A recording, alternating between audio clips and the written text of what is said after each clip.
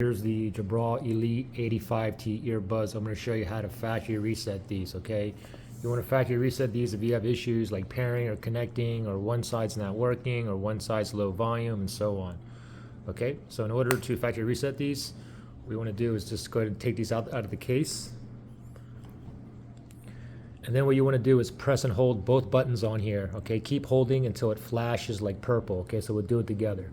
Usually takes about 10 seconds, so hold on both on top of here. Ready, set, go. Press and hold both of them, and just keep on holding. Still holding here. Just wait till it flashes purple. Still holding. Okay, it just flashed purple. Now go ahead and let go, and now you can see it should go back into pairing mode, which blinks blue here. Okay, so it's in pairing mode now.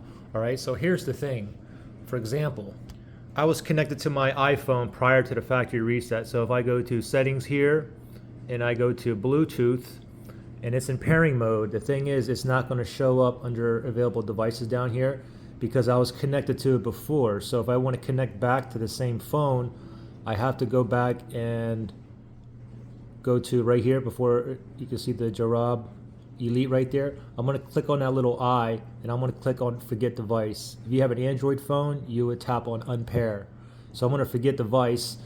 Now it should show up down here other devices. Okay, if it doesn't show up, let me just turn off Bluetooth, turn it back on, and I can see it's still in pairing mode. It's blinking blue right there, and I just scroll down and now it just showed up under other devices right there, the Jabra Elite.